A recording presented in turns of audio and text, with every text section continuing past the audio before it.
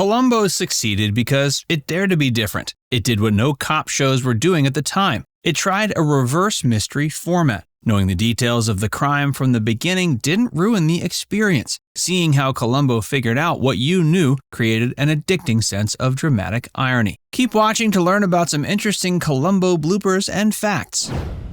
Columbo the Evidence Tamperer. Evidence tampering is a serious crime. Sentences include fines in misdemeanor cases and up to 20 years in prison for federal cases. You'd think a cop like Columbo would know that. He frequently gathers evidence and carries it around in his pocket before bringing it in, assuming it'll still be admissible. He's willing to plant evidence to get a confession, such as in Dagler of the Mind. He also pretends to have false evidence, like in Lying to the Perp. Columbo doesn't stop evidence tampering if it'll get him a confession later. In Uneasy Lies the Crown, he confronts two criminals about moving a body into their car and pushing it off a cliff. He notices but thanks them and moves on. He got the confession later, but isn't that a bit of an extreme way to do it? Obfuscating Stupidity. Columbo also loves to pretend he doesn't know as much as he does, a trope known as obfuscating stupidity. You might think crooks would catch on after a while. His cases deal with middle to upper class criminals. They don't plan their crimes of passion with each other and wouldn't immediately recognize him. The underworld circles, who would warn each other about him, show respect for him in later seasons. Mob bosses even help him in episodes such as A Bird in the Hand and Columbo Likes the Nightlife. Columbo's continual obfuscating strategy is also made more realistic because it doesn't always work. He asserts he only solves half his cases, and a few of his suspects notice that he knows more than he's leading on. He always waits until the right time to reveal the truth. Reaching confessions. Manipulating evidence and obfuscating stupidity aren't the only ways he reaches confessions. He admits most of his evidence is circumstantial and weak, but he knows how to use it. In the episode An Exercise in Fatality, he nails the criminal with a detail as small as the knot on the victim's shoelace. Does Columbo have one eye? The actor who played Columbo, Peter Falk, had a glass eye. It's not immediately clear if that stood true for the character, but there is evidence backing it up. In one episode, he says he and his dog have, quote, 3 good eyes combined. That would mean at least one of them is missing one. In the episode A Trace of Murder, he tells the forensic investigator, quote, 3 eyes are better than one. Frank Skinner told QI that he was confused about the issue and argued about it with his comedy partner, David Baddiel. There's been no definitive answer from the showrunners, so decide for yourself. Disappearing and reappearing items.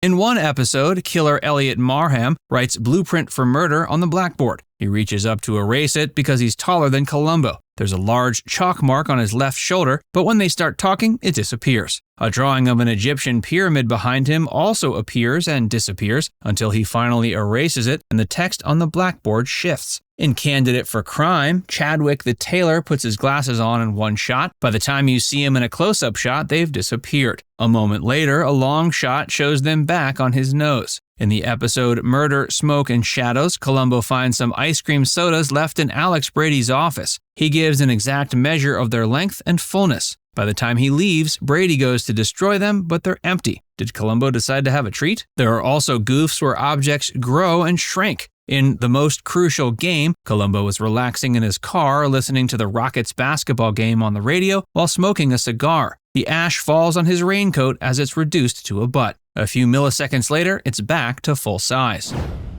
Eyes open. Playing a corpse and keeping your eyes closed may be a difficult task, but there were 2 times in Columbo when actors failed. The first was in the episode It's All in the Game. Lisa Martin waits with the body, and it dramatically blinks when a doorbell rings. In Murder with Too Many Notes, the victim's eyes stay closed on the rooftop until he's shoved off the building and his eyes are wide open. The writer admits no one noticed it in multiple screenings. Name changes. In Now You See Him, the sign outside the Magic Club first says it's the Cabaret of Magic. That's also what the MC calls its star. Later, a letter to the Department of Immigration, written by the club's owner, calls it the Magic Circle Club. That name was inspired by LA's famous Magic Castle, whose owner, Mark Wilson, was a technical advisor for the episode. You'd think he'd notice the change. Sergeant Wilson's first name is Frederick, and Columbo calls him Freddy. That was until the same episode, Now You See Him. The showrunners once again made a mistake and had him call him John J. Wilson. It's one of the better-known goofs in the series. A less famous name change goof comes in the episode Murder Under Glass. Mr. Gerard tells Columbo that Mary Choi's restaurant is called the House of Choi. The cop later has a meeting with bankers and calls it the House of Shanghai. Facts about Columbo the show. Columbo ran for 35 years, from 1968 to 2003. The show is one of the first to use the inverted mystery technique. Audiences would see how the crime played out and who did it first. The fun of each episode was finding out how our favorite cop would solve the case. 2 actors played Columbo before Peter Falk. Bert Freed starred in the one-off TV movie Enough Rope in 1960. Thomas Mitchell took him to the stage of Prescription Murder in 1962. Bing Crosby was offered the role but turned it down, joking he'd rather focus on his golf game. Peter brought a great performance to the role, but most people don't know he supplied the character's entire wardrobe. He first wore his signature raincoat in a storm in New York in 1967. It only cost him $15. Peter didn't have the best relationship with Universal and believed they wouldn't let him direct any episodes. He was barred from set until they eventually let him lead 1971's Blueprint for Murder. He's rumored to also have shared directorial duties with John Cassavetes for Etude in Black in 1972. Steven Spielberg even directed the first season episode Murder by the Book in 1971. Patrick McGoohan played a murderer on Columbo 4 times, which is more than any other actor. Jack Cassidy and Robert Gulp got 3 appearances, while William Shatner and George Hamilton got 2.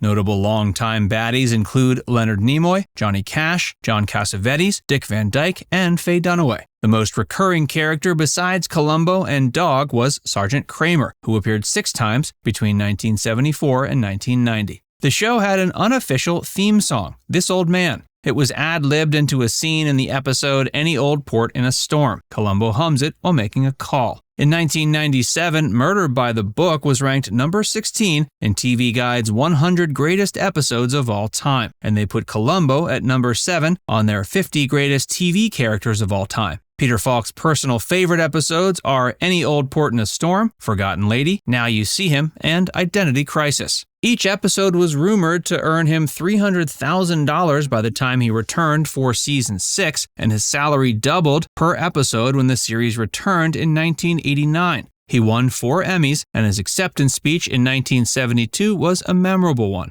A bronze statue of Columbo and Dog was unveiled in Budapest, Hungary in 2014. Peter Falk is reportedly a distant relative of Hungarian politician, journalist, and author Mixa Falk. The character has also been referenced and spoofed in popular culture on Sesame Street with a detective that solves nursery rhyme crimes, the Columbo strip in Mad Magazine, and even a board game. Now it's time to hear from you. Which one of these facts and goofs was most surprising to hear about? What's your favorite episode of Columbo? Let us know in the comments section below.